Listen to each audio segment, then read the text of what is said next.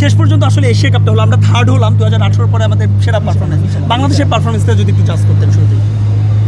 প্রথমে খারাপ লাগছিল যে এই ম্যাচটা আমাদের খেলার কথা ছিল, তারপরে আমি বলবো যে আমরা সেকেন্ড রাউন্ডে যেভাবে এসেছিলাম এবং শ্রীলঙ্কার সাথে যেভাবে জিতেছিলাম, ইন্ডিয়া পাকিস্তান দুটো ম্যাচই আমাদের জেতা উচিত ছিল, বাট আমরা জিততে পারিনি।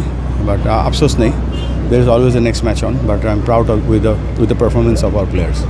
স্যার ভাইয়া, আজকে দেখলাম যে পুরস্কার বিতরণীতে আপনি পাকিস্তান দলকে দিচ্ছিলেন, মানে একটু যদি বলতেন আসলে এখানে কী হয়েছিল, আমরাও একটু পাজলের মধ্যে আছি। এখানে কিছু ব্যাপার আছে যেগুলো হয়তো প্রেসের সামনে বলা যাবে না, তবে এখানে ইন্ডিয়া চ্যাম্পিয়ন হয়েছে, পাকিস্তান রানার্স আপ হয়েছে। তো একটা দল তারা প্রেজেন্টেশন পার্টিতে আসতে একটু দেরি করছিল, পরবর্তীতে একটা আন্ডারস্ট্যান্ডিং হয়েছে, তারা চ্যাম্পিয়ন্স ট্রফি নিতে চায়নি। ট্রফিটা কিভাবে নেবে তারা, বা সেটা বোর্ডের সাথে আলোচনা চলছে এসএসসির, এবং সেই মিটিংটা হয়তো আরও কিছুক্ষণ পরেই শুরু হবে, সেখানে আমি উপস্থিত থাকবো। তো চেষ্টা করব আমরা যারা জয়ী হয়েছে তাদেরকে ট্রফিটা পৌঁছে দিতে।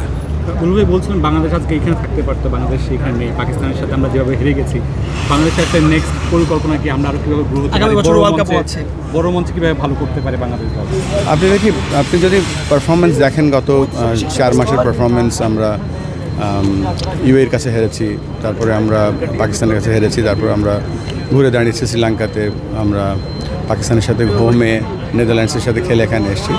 তবে এটা আমি মনে করি যে আমাদের এখানে আয়ারল্যান্ড আফগানিস্তানের সাথে সিরিজ আছে, আমাদের সব কিছু মিলিয়ে 26-এর যে বিশ্বকাপ আছে তার একটা ভালো প্রস্তুতি হয়েছে। আর এটাও আমাদের জানা উচিত যে আমরা যেন কিছু কিছু মিস্টেক করছি, এই মিস্টেকগুলো যদি আমরা ওভারকাম না করি, আমরা ইমপ্রুভমেন্টের যে ধারা আছে সেটা ব্যাহত হবে। একটু দেখা করেছি আমি প্লেয়ারদের সাথে, তারা প্রস্তুতি নিচ্ছে আফগানিস্তান সিরিজের সাথে।